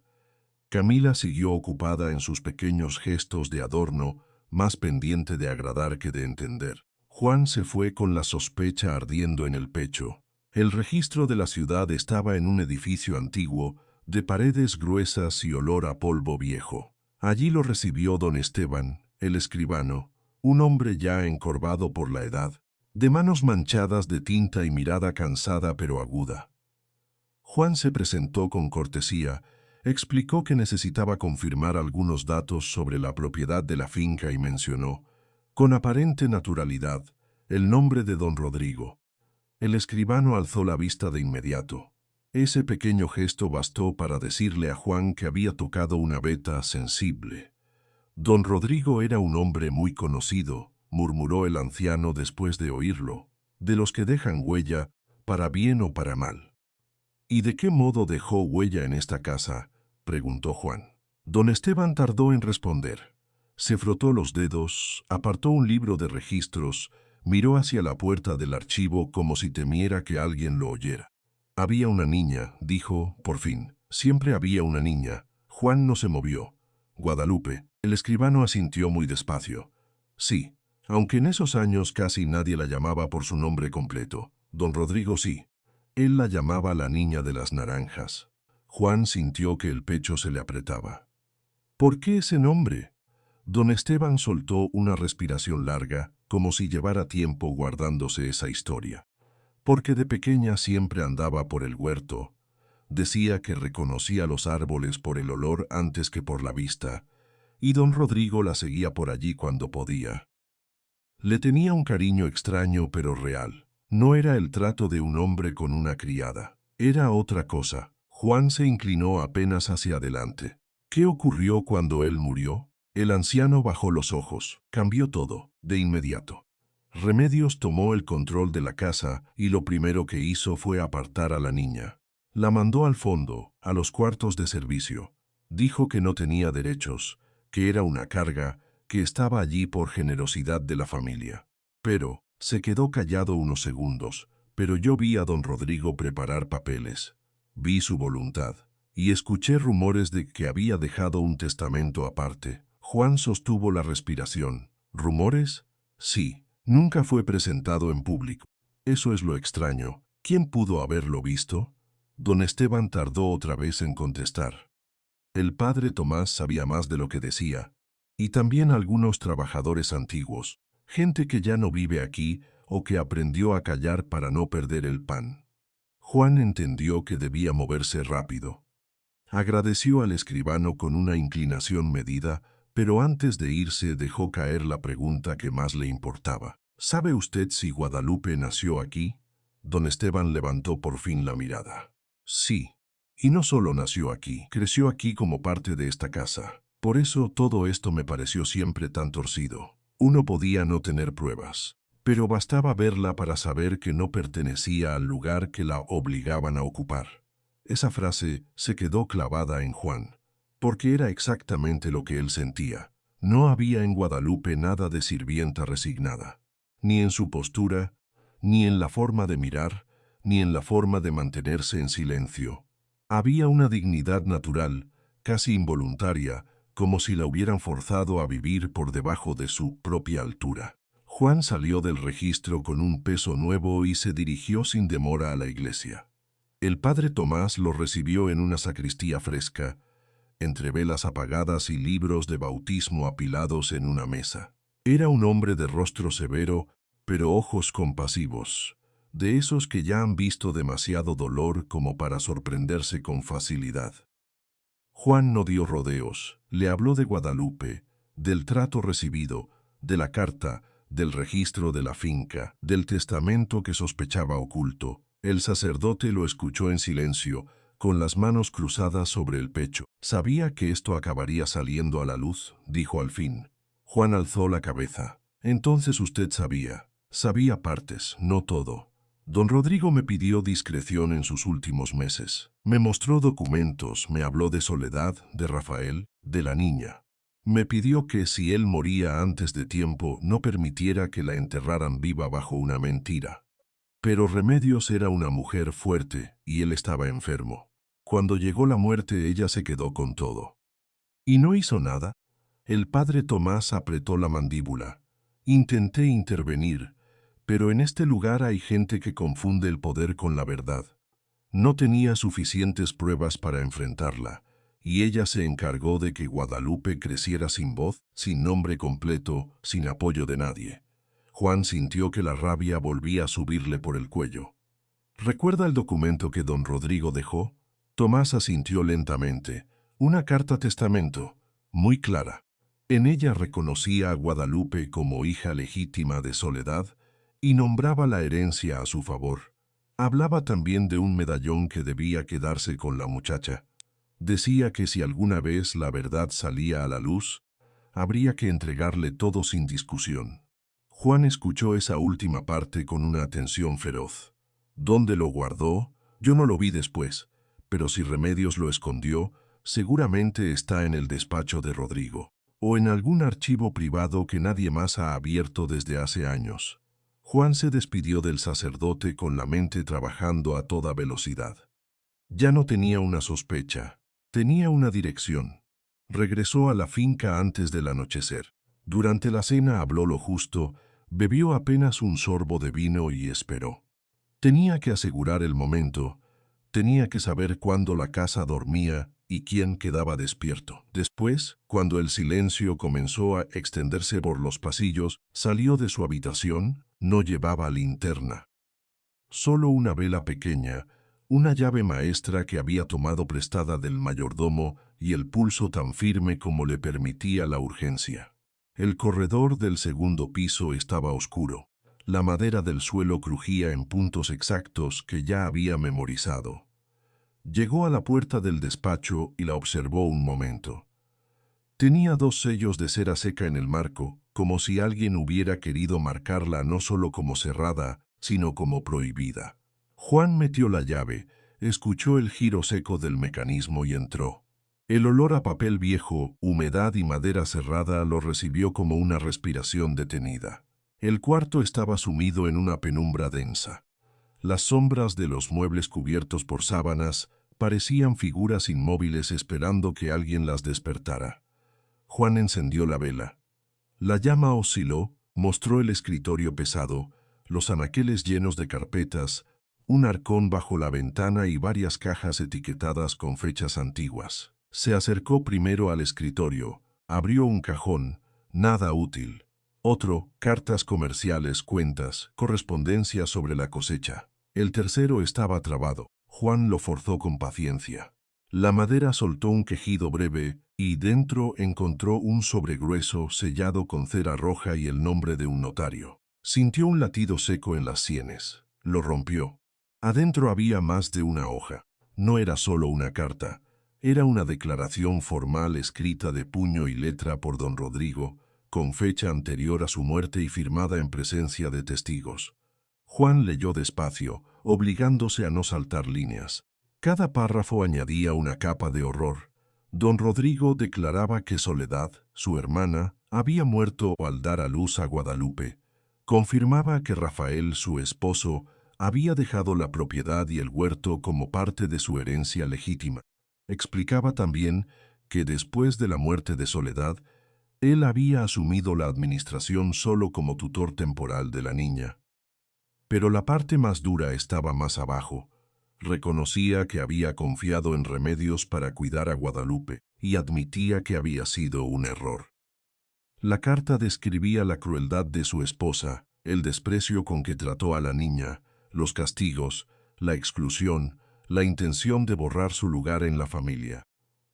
Don Rodrigo dejaba por escrito que Guadalupe debía recibir la propiedad completa al cumplir 25 años, y que cualquier intento de ocultar ese derecho sería una traición contra su voluntad y contra la sangre de su hermana. Juan dejó caer un poco la mano, tuvo que apoyarse en el escritorio.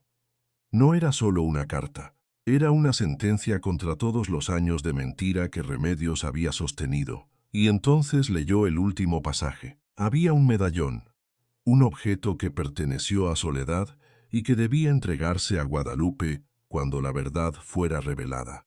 Don Rodrigo añadía que en ese pequeño objeto estaba la memoria de su madre y la prueba visible de que nunca había sido una extraña en aquella casa. Juan dobló la carta con sumo cuidado. En ese instante, un ruido en el pasillo lo dejó inmóvil. Pasos, lentos al principio, luego más cerca. Juan apagó la vela de un soplido y quedó en una oscuridad casi absoluta. El corazón le golpeó con fuerza contra las costillas. Se deslizó detrás del armario más cercano y contuvo la respiración. La puerta del despacho se abrió apenas un poco. Una figura se quedó en el umbral. Juan no logró ver bien quién era, pero distinguió la forma de una mujer, el roce de un vestido, una respiración tensa. La silueta permaneció quieta varios segundos, como si buscara algo con la vista o con el olfato. Luego la puerta se cerró despacio y los pasos se alejaron por el corredor. Juan no se movió hasta mucho después. Cuando por fin salió de su escondite, tenía la espalda empapada en sudor frío. Recogió los papeles, revisó que no faltara nada y volvió a asegurar el cajón. Antes de irse, miró el despacho una última vez. Ya no era un cuarto viejo, era una tumba de verdades. La mañana siguiente encontró a Guadalupe en el huerto, como casi siempre. Estaba bajo el naranjo grande, con un canasto a medio llenar a sus pies y las manos entrelazadas sobre el regazo. El sol de Córdoba caía oblicuo entre las hojas, dibujándole pequeñas manchas de oro en el vestido gastado. Juan se acercó despacio. Ella notó enseguida que algo no iba bien. Lo vio en su cara antes de que él abriera la boca. Lo vio en la forma en que caminaba, en la rigidez de su espalda, en la seriedad extraña de sus ojos. «¿Qué ocurre?», preguntó ella, casi en un susurro. Juan no respondió de inmediato. Se quedó frente a ella, respirando hondo, buscando la manera menos brutal de decir algo que de todos modos iba a romperle la vida. «Necesito que confíes en mí», dijo al fin. Guadalupe frunció apenas el ceño. «¿Por qué habla así?». Juan sacó el sobre del abrigo. El gesto bastó para que ella se pusiera tensa. Él se sentó a su lado, sobre la tierra seca, sin preocuparse por la ropa. Le tendió los papeles, pero no se los puso en la mano todavía. Quería verla entender antes de soltar la verdad completa. «Anoche encontré una carta de don Rodrigo», dijo, «y fui al registro. Hablé con el escribano. Hablé con el padre Tomás. Lo que voy a decirte no es una suposición». Guadalupe lo observaba sin respirar. «Juan, tu vida ha sido una mentira, Guadalupe». Ella parpadeó una vez, luego otra. «No entiendo». Juan tragó saliva. «No eres bastarda, no eres hija de nadie sin nombre. Eres hija de Soledad y de Rafael Montero. Don Rodrigo era tu tío. Y estas tierras». Hizo una pausa, sosteniendo el aire. «Estas tierras son tuyas». El silencio que siguió fue tan profundo que pareció tragarse hasta el canto de los pájaros. Guadalupe lo miró fijo, inmóvil, como si hubiera dejado de entender el idioma del mundo. Sus labios se entreabrieron, pero no salió voz alguna. Juan vio en su rostro el instante exacto en que la verdad comenzó a empujar desde adentro, como una puerta forzada tras años de cierre. No, susurró por fin. No puede ser. Juan le entregó los papeles. Guadalupe los tomó con manos temblorosas.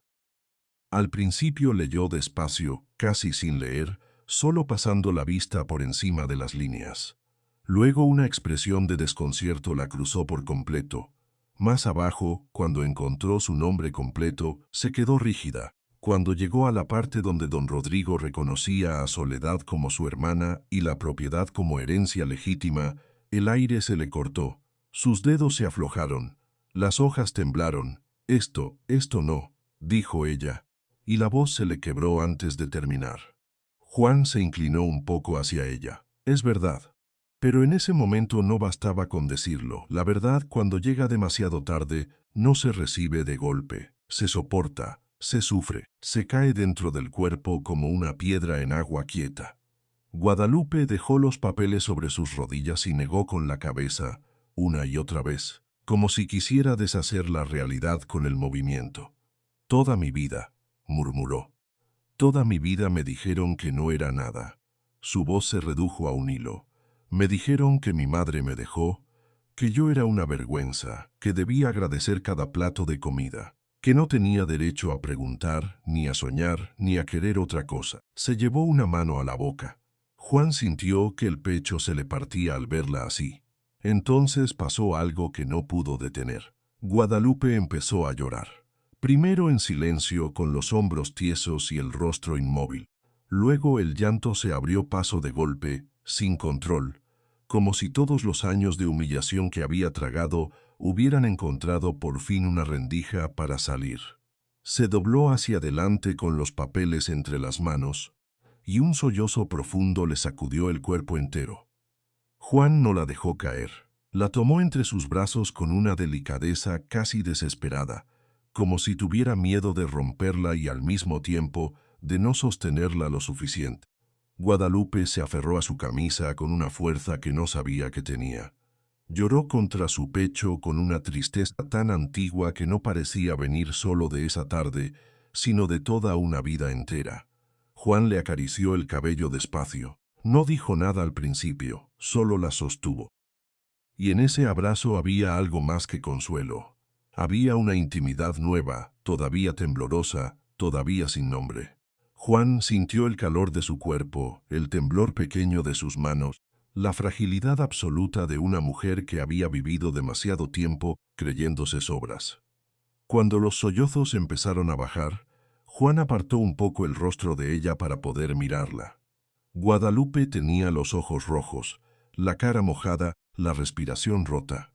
No estabas sola, dijo él en voz baja. Nunca debiste haber estado sola.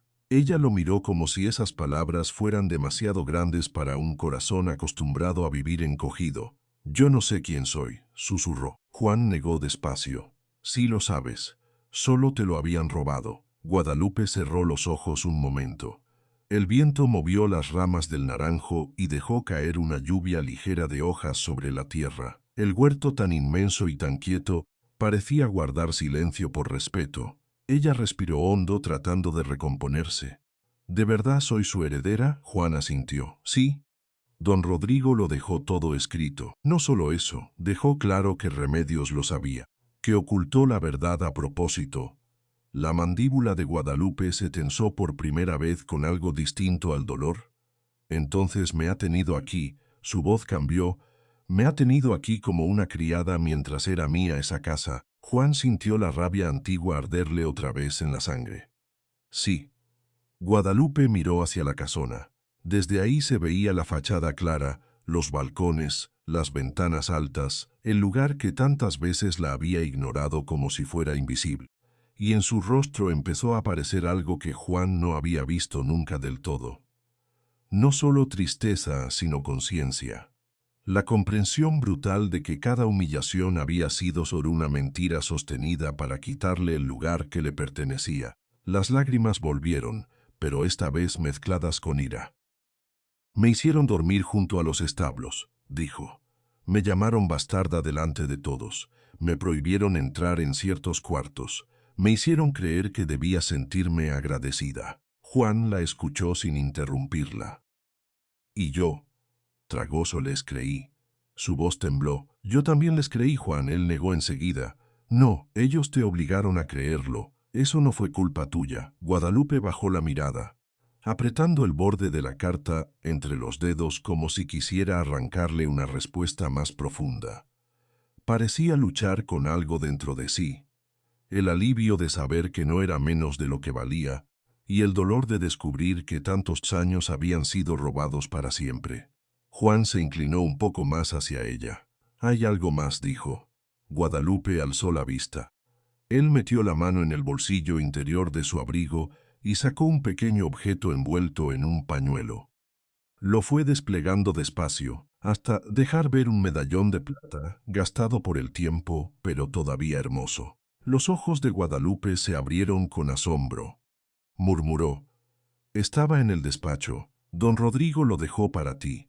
Ella lo tomó con reverencia, casi sin tocarlo. Lo abrió con dedos temblorosos. Dentro había 2 retratos pequeños, dibujados con una delicadeza antigua. Un hombre de rasgos firmes, una mujer de ojos suaves. Guadalupe se quedó inmóvil. No dijo nada durante un buen rato. Solo pasó la mirada de un rostro al otro, como si reconociera algo que llevaba dentro sin haber podido nombrar nunca. Luego, de golpe, las lágrimas le volvieron con más fuerza. «Mi madre», susurró. La palabra sonó como una herida y una bendición al mismo tiempo. Juan observó cómo apretaba el medallón contra el pecho, temblando otra vez. Había en ese gesto algo profundamente íntimo, como si por fin pudiera sostener una parte de sí misma que le había sido negada desde siempre. «Juan», dijo ella al cabo de un momento, sin levantar la vista, «si todo esto es verdad, entonces quitaron mi vida». Él no respondió enseguida, porque sí, eso era exactamente lo que había pasado. Pero también sabía que no era el final. «Te la devolvieron en forma de ruina», dijo él al fin, «y ahora vamos a reconstruirla». Guadalupe levantó la cabeza. Lo miró como si esas palabras tan simples fueran el primer puente real sobre un abismo. «¿Y cómo se hace eso?». Juan sostuvo su mirada. «Con la verdad, con pruebas y con valor». Ella dejó escapar una risa rota, pequeña, incrédula. «Yo no sé si tengo valor para enfrentar a Remedios». «Sí lo tienes», respondió él. «Lo has tenido todo este tiempo, sobreviviste a ella. Eso ya es una forma de fuerza que mucha gente nunca conocerá». Guadalupe bajó de nuevo la vista hacia el medallón, y cuando habló su voz, fue más baja, pero también más firme. «Entonces voy a mirarla a la cara». Juan sintió un estremecimiento en el pecho. «¿Qué dijiste?». «Que voy a mirarla a la cara», repitió ella, ahora con una chispa distinta en los ojos. «Si todo eso es cierto, si toda mi vida me la robó, entonces quiero oírla mentir frente a mí. Quiero verla sostener esa mentira cuando ya no tenga dónde esconderse». Juan la observó en silencio. Había algo nuevo en ella, todavía dolida, todavía rota por dentro, pero ya no solo como víctima. Había empezado a levantarse en el mismo instante en que entendió la magnitud del engaño. Y aún así, el dolor seguía allí. Lo vio cuando apretó los dientes para no llorar otra vez. Lo vio en la forma en que sus dedos seguían aferrados al medallón, como si fuera la única prueba de que había pertenecido a alguien antes de ser borrada. Lo vio también en el miedo, un miedo más profundo que la rabia, porque ahora ya no se trataba de soportar el desprecio, sino de reconstruirse desde la verdad. Juan le tomó una mano. Guadalupe no la retiró. «No voy a dejar que enfrentes esto sola», dijo él. Ella lo miró. Sus ojos aún estaban húmedos, pero ya no vacíos. «¿Por qué hace todo esto por mí?». Juan tardó apenas un segundo en responder, aunque la respuesta llevaba tiempo creciendo dentro de él. «Porque eres la persona más digna que he conocido en mucho tiempo», dijo. Porque te trataron como si no valieras nada y yo vi lo contrario desde el primer día. ¿Y por qué? Se detuvo un instante, sintiendo que aquello ya no era solo justicia, porque importas demasiado como para dejarte en manos de su mentira. Guadalupe respiró hondo. La emoción le cambió la expresión. No era todavía alegría. Era algo más frágil, más nuevo. Una mezcla de alivio, gratitud y un temblor que parecía rozar el amor sin atreverse a nombrarlo. Ella bajó la mirada. Yo también siento que usted me importa, dijo al fin casi en un susurro. Y no sé cuándo empezó, pero empezó. Juan sintió que esa confesión lo atravesaba más de lo que habría querido admitir. Se acercó un poco más sin invadirla, dejando que fuera ella quien marcara la distancia. Guadalupe no se apartó. El naranjo los cubría con su sombra suave. El aire olía a fruta madura y a tierra caliente. Entonces haremos esto juntos, dijo él. Guadalupe asintió lentamente, y en ese instante, con la carta testamento sobre las rodillas, el medallón entre los dedos y el corazón aún herido, ella entendió que la verdad no solo estaba destruyendo una mentira, también estaba abriendo una puerta que jamás se había atrevido a imaginar.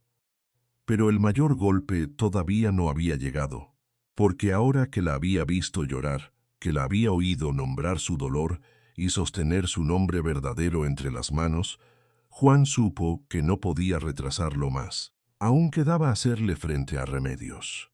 Y esta vez no habría un rincón oscuro donde esconderse. Doña Remedios todavía sonreía cuando Juan pidió silencio, pero en la mesa ya estaban las pruebas que iban a destruirla. La noche había caído sobre Córdoba con una calma engañosas, de esas que no anuncian tormenta y sin embargo la llevan escondida dentro. En la casona, el salón principal estaba iluminado por candelabros de plata y lámparas de aceite que derramaban una luz tibia sobre la mesa larguísima, cubierta con manteles finos, cristalería impecable y platos que nadie parecía capaz de tocar con verdadera tranquilidad.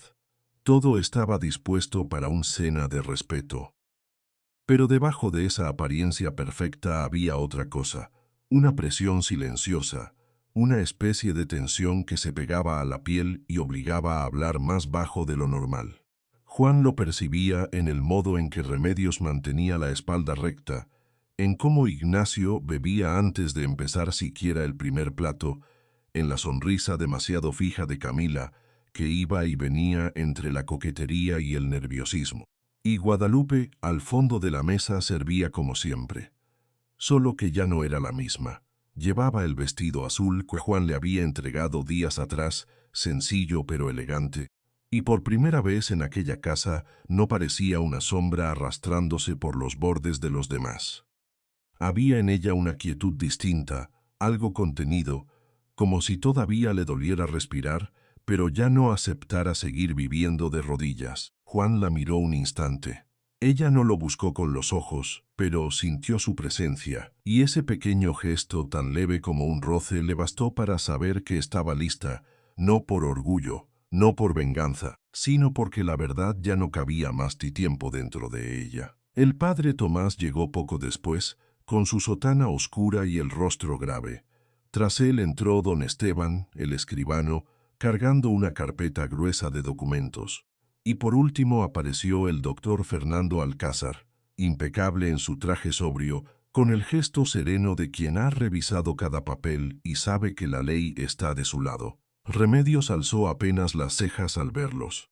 No esperaba tantos invitados para una cena de negocios. Don Juan dijo, con una amabilidad que sonó más a advertencia que a cortesía. Juan le devolvió una inclinación leve de cabeza. A veces los negocios exigen más testigos de los que uno imagina, doña Remedios. Ignacio soltó una risa breve, incómoda, sin saber si aquello era una broma o una amenaza. Camila dejó de jugar con el borde del pañuelo que llevaba en el regazo y se enderezó con una rigidez casi infantil. El padre Tomás, por su parte, no dijo nada. Solo observó el salón con ese silencio suyo que parecía pesar más que cualquier discurso. La cena comenzó con una falsa normalidad. Se sirvieron sopas, carne asada, verduras glaseadas y pan recién horneado. Las cucharas tintineaban con una suavidad extraña, como si incluso el metal quisiera evitar romper el aire. Remedios habló de cosechas, de rutas comerciales, de la ventaja de exportar naranjas a mercados extranjeros. Ignacio intervino de vez en cuando con opiniones altisonantes, más interesado en escucharse a sí mismo que en decir algo útil. Camila sonrió, intentó agradar, hizo un comentario sobre la calidad del vino y otro sobre el clima, pero su voz se apagaba cada vez que Juan no le devolvía la atención. Él, en cambio, apenas probó la comida. Esperó. Cada segundo que pasaba apretaba un poco más la sala. Guadalupe recogía platos vacíos y servía el agua con manos firmes, aunque Juan notó que sus dedos estaban tensos. Ella sabía que algo ocurría. Lo sabía por su forma de mirarlo de reojo, por el modo en que sus pasos se volvían más cautelosos al cruzar detrás de la silla de Remedios, por esa respiración apenas contenida que delataba que estaba resistiendo un momento decisivo. Finalmente, cuando retiraron el segundo plato y comenzaron a servir el postre, Juan dejó el cubierto sobre la mesa. El sonido fue pequeño, pero en aquel salón sonó como un golpe. Todos callaron. Juan se levantó despacio, apoyó las manos sobre el respaldo de su silla y miró a cada uno de los presentes antes de hablar. Su voz salió serena, clara, sin temblor. «Les agradezco que hayan aceptado esta invitación», dijo. «Esta noche no los he reunido solo para compartir una cena. Los he reunido para que sean testigos de algo que debía salir a la luz hace mucho tiempo». Remedios entrecerró los ojos. «Si hay algo que decir, don Juan, podría hacerlo en privado. No esta vez». La respuesta cayó seca, cortante. Juan giró entonces hacia el escribano. Don Esteban abrió la carpeta y sacó el primer documento, luego el segundo, después el tercero. El doctor Alcázar hizo lo mismo con sus copias, distribuyéndolas con cuidado entre los invitados, uno por uno, como quien reparte pruebas en un juicio que ya no puede retrasarse. Ignacio tomó una hoja y la hojeó con desdén al principio. Luego frunció el ceño. Camila leyó apenas el encabezado y palideció. Remedios no tocó nada, pero sus dedos se cerraron sobre el borde del mantel. Juan se quedó de pie frente a la mesa. «Durante años se ha repetido una mentira en esta casa», dijo. «Una mentira que ha servido para humillar a una mujer, apropiarse de una herencia y construir una versión falsa de la historia de esta familia. Esta noche, eso termina». Remedios soltó una risa breve, seca.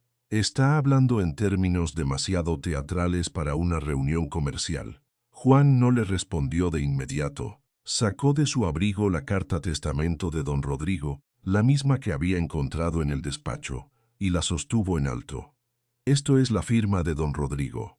Su testamento, su declaración final. Y aquí está todo escrito con claridad». El silencio se hizo más denso. Hasta los cubiertos dejaron de moverse. Juan abrió el documento y comenzó a leer en voz alta, sin apartar la mirada de Remedios. «Guadalupe María de Lauzmo es hija legítima de Soledad Esperanza Rodríguez de Montero y de Rafael Domingo Montero. Es mi sobrina de sangre. Es la única heredera legítima de estas tierras, de la casa y de todas las propiedades vinculadas a la herencia de su madre».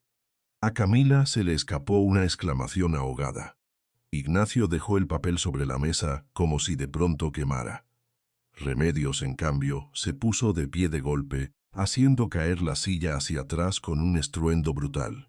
«Eso es falso», escupió. «Eso no puede ser verdad». Juan no se movió. «Puede serlo. Y lo es». El doctor Alcázar dio un paso al frente. «Además del testamento, contamos con el acta de nacimiento, el registro matrimonial de Soledad y Rafael, y la confirmación notarial de la cadena de propiedad. Todo coincide. La titularidad nunca debió salir de la línea de Guadalupe María de la Luz Montero». Remedios lo miró con una furia helada. «¿Usted se ha prestado a esta farsa?» El abogado no se alteró. «Me he prestado a la ley, doña Remedios. Y la ley no está de su parte». Aquello hizo temblar algo en el rostro de Remedios. No fue un derrumbe completo, pero sí la primera fisura real. Se agarró al borde de la mesa con una mano, como si el suelo hubiera empezado a moverse bajo sus pies. Ignacio, rojo de incomodidad, intentó intervenir. Mire, don Juan, quizá haya un error en los papeles. Mi madre siempre nos dijo que Guadalupe fue acogida por caridad, que mi padre. Su padre dejó constancia escrita de lo contrario. Lo interrumpió Juan con frialdad. Y usted lo sabe. Lo que ocurre es que han vivido demasiado tiempo beneficiándose de una mentira.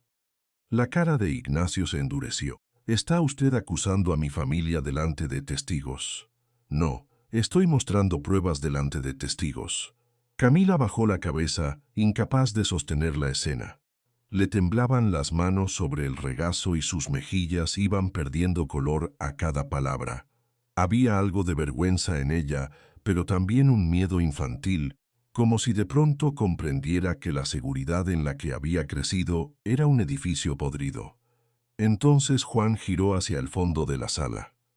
Guadalupe seguía quieta, con una bandeja entre las manos, como si la hubieran olvidado en medio de aquella batalla, pero ya no era invisible. Todos los ojos estaban a punto de posarse sobre ella. Juan habló con voz más suave. «Guadalupe, ven aquí». Ella dudó solo un instante. Remedios la miró con odio. Ignacio con sorpresa. Camila con una mezcla de pena y desconcierto. El padre Tomás, en cambio, la observó con una serenidad casi paterna. Don Esteban bajó la vista a sus documentos. El abogado aguardó, inmóvil. Guadalupe dejó la bandeja sobre una mesa auxiliar y caminó despacio hacia el centro del salón. Cada paso parecía costarle años. Juan le tendió la mano cuando llegó a su lado. Ella la tomó. Y en ese gesto pequeño, sostenido frente a todos, algo cambió en el aire. Ya no era la muchacha callada sirviendo a los demás. Ya no era la figura obligada a permanecer en los márgenes. Estaba allí, en el centro de la mesa, sostenida por un hombre que no la estaba exhibiendo como un triunfo, sino devolviéndole un lugar que siempre le habían robado. Juan volvió a hablar. Quiero que todos escuchen el nombre de esta mujer como debe ser dicho por fin. Guadalupe María de la Luz Montero. No es una sirvienta, no es una bastarda, es la verdadera heredera de esta casa y de estas tierras. La voz del doctor Alcázar reforzó sus palabras. Y cualquier intento de negar esto puede considerarse fraude, despojo y apropiación indebida. Tenemos base legal suficiente para exigir la restitución inmediata de la propiedad y, si la heredera lo desea, una investigación completa sobre los fondos administrados por doña Remedios durante todos estos años. Remedios se quedó inmóvil. Por primera vez, realmente inmóvil. La soberbia en su rostro empezó a resquebrajarse. No se desmoronó con lágrimas, ni con un grito ni con una súplica. Se le fue cayendo de a poco, como una máscara demasiado vieja que ya no encontraba dónde sostenerse. «No», murmuró. «No, esto no puede estar pasando». Juan dobló ligeramente la cabeza. «Pasó hace años, solo que usted lo escondió». La mirada de Remedios se clavó en él con una mezcla de furia y de pánico. «¿Quién le dio derecho a usted a revolver en esta casa?» «La justicia», contestó Juan. El padre Tomás dio entonces un paso al frente. «Doña Remedios, yo bauticé a Guadalupe. Sé quién es, sé de dónde viene, y sé que usted jamás debió tratarla como la trató». La fuerza tranquila de esas palabras hizo más daño que un alarido, porque venían de un hombre que no buscaba herirla, solo confirmar lo que ya estaba perdido. Don Esteban se ajustó los lentes y habló a continuación. Con voz temblorosa pero firme. «Yo vi el registro. Yo conocí a don Rodrigo. Esta niña siempre fue tratada como algo más que una criada. Lo supe entonces y lo sé ahora. Lo que aquí hubo fue ocultamiento, no caridad». Ignacio golpeó la mesa con la palma. «Basta, esto es una humillación». Juan lo miró con calma. «No, la humillación fue lo que le hicieron a Guadalupe durante años». Guadalupe no apartó la vista de Remedios. Y eso fue quizá lo más fuerte de toda la noche, porque por primera vez en toda su vida no bajó la cabeza. Su respiración era corta, pero su espalda se mantuvo recta. Tenía los ojos húmedos, sí, pero ya no vacíos.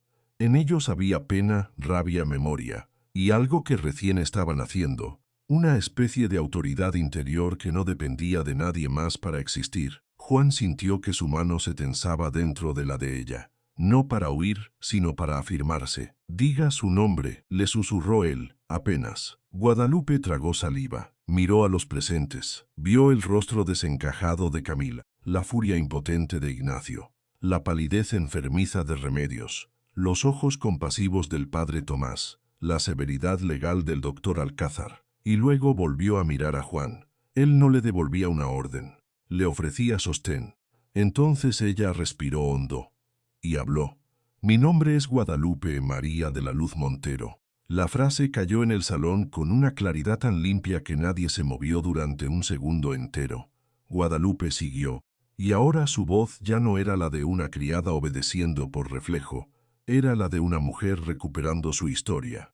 «Soy hija de Soledad y Rafael Montero, soy sobrina de don Rodrigo, y durante años me hicieron creer que no era nadie para poder quitarme lo que me pertenecía». Remedios apretó los labios. «Tú no sabes lo que dices». Guadalupe la sostuvo con la mirada sin vacilar. «Sí lo sé mejor que nadie, porque fui yo la que durmió en la parte de atrás, la que recibió desprecio por respuesta, la que escuchó su nombre pronunciado como una ofensa, la que creció creyendo que pedir justicia era un acto de insolencia». Se hizo un silencio espeso. Ni siquiera Ignacio se atrevió a moverse. Guadalupe levantó el mentón un poco más. «Y aún así, aquí estoy. No para suplicarle nada, no para rebajarme, sino para reconocer delante de todos que esta casa me pertenece por derecho, que esta tierra me pertenece, que yo no necesito que usted me la regale, porque ya era mía antes de que usted empezara a mentir». En la mirada de Remedios apareció algo parecido al derrumbe. No un llanto, no un desmayo, solo la pura sensación de que había perdido el control de la historia que llevaba años escribiendo a su antojo. Camila se llevó una mano a la boca, avergonzada.